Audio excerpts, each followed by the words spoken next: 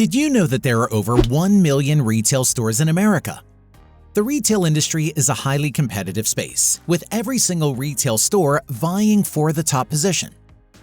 While some rise to the occasion while placed under this tremendous pressure, some retail businesses crack, decline, and meet their tragic end.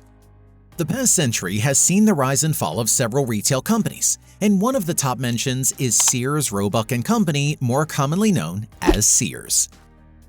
Once a dominant retail giant, Sears met its tragic end in 2018 when the company filed for bankruptcy. How did it get so bad? Where did the company's management get it wrong? In this video, we'll discuss how a multi-billion-dollar retail giant that dominated for over 100 years drowned in debt and became a shadow of its former self. We at Business Chronicles tell extraordinary business stories. Please subscribe to our channel to help us make more videos. When telling any story, good or bad, it is best to start from the beginning. And the beginning of Sears dates back to the late 1800s. The company began with Richard Warren Sears, born in 1863 in Minnesota. Mr. Sears grew up in a wealthy family, looking up to his father, who was a prominent businessman. Naturally, he decided to follow in his father's footsteps, leading him to open several business ventures. First, he sold jewelry and luxurious watches. Then, he started a mail-order watch business in Minneapolis in 1886. That is, a company that delivered their products through the mail. The same year, he met Alva Curtis Roebuck, his future business partner. Roebuck was a watch repairman, and it was a no-brainer that both men became business partners, although the business was still registered under Sears. In 1887, the small-scale watch business was relocated to Chicago, and they expanded their catalog from just luxury watches to diamonds and other jewelry items. Business was booming, and both men were making a great deal of money.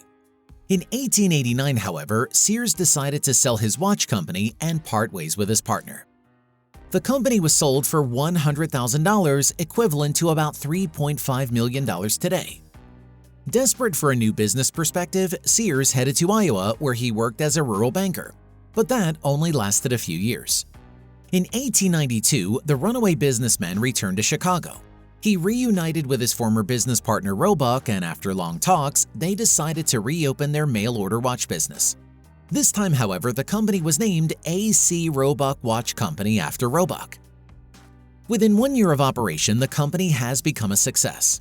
As ambitious as ever, Sears and Robok decided to build on this momentum and expand the business further. On September 16, 1893, the company was renamed Sears, Roebuck and Company, and they began to offer more services than watch purchase and repair. The company's catalog expanded, became more diverse, and grew to over 320 pages in time. The catalog included materials like sewing machines, gardening tools, sporting goods, bicycles, dolls, stoves, and groceries. And by the 1900s, automobiles were included as well. The company's sales increased exponentially every year, and in 1895, they recorded a mind-blowing record of making $750,000 in sales, equivalent to about $21 million today. However, as the century ended, Sears, Roebuck and Company was hit by a new unforeseen problem: the national panic of 1893. This economic crisis led to a full-scale national depression and cash squeeze, significantly affecting the company's sales. In 1895, as impressive as the company's sales were, there were still many unsold goods, meaning they could have sold more than double what they did, assuming the economic crisis didn't hit the country. Later that year, Roebuck decided to quit, leaving Sears alone to steer the company out of the economic crisis. To do that, Sears needed an extra set of hands, so he offered Roebuck's half of the company to Aaron Nussbaum, a prominent businessman in Chicago at the time. Nussbaum, in turn, brought in his brother-in-law Julius Rosenwald, and the three men ushered the company into the 20th century, a new era. With the change in the company's leadership came a drastic change in the company's growth. Rosenwald almost single-handedly reorganized and reshaped the company, and it was better for it. But his ideas were initially met by pushback. You see, Rosenwald was a clothing manufacturing mogul who oversaw multiple businesses, so his knowledge and wisdom as a businessman were without question. He and Sears got along just fine. However, his brother-in-law Nussbaum seemed to have a problem with both men. This internal conflict didn't improve despite efforts to reach a truce.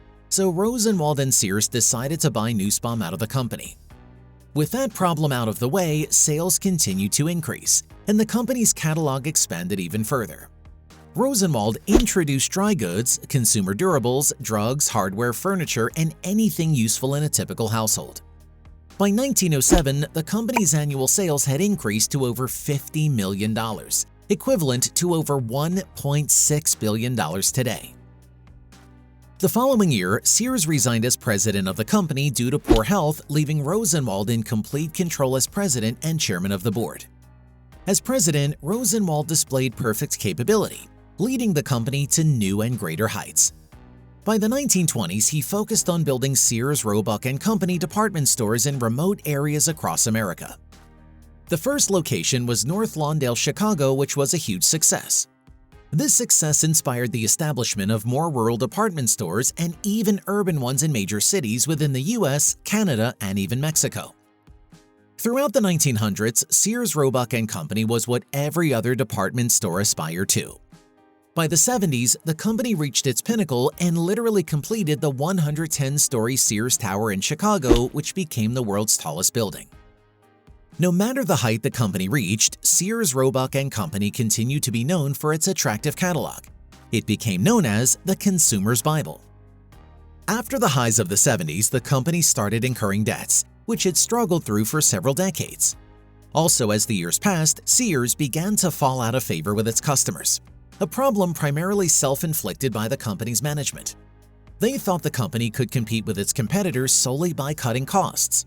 They stopped investing in advertising and modernizing their stores, and so the public was swayed by more attractive competitors like Walmart and Home Depot. Over time, sales declined, debts piled up, losses were incurred. Most of the company's valuable assets were liquidated, stores were permanently closed and sold, cash reserves disappeared, and the companies continued through this downward spiral until it became unprofitable and declared bankruptcy in October 2018. In 2019, the company found a buyer during a bankruptcy auction, but this purchase came with an offer to keep only about 400 stores open. However, it seemed it would take more than this to keep the company alive, and in December 2022, Sears filed for bankruptcy again, and this time even more stores were shut down. After ruling the retail industry for over 100 years, Sears is now left with only 11 stores in America and 95 in Latin America. That is 106 stores in total. The once giant company's future is now bleaker than ever, and its glory days are well in the past. That's a wrap on this video. Thank you for watching, and we'll see you on the next one.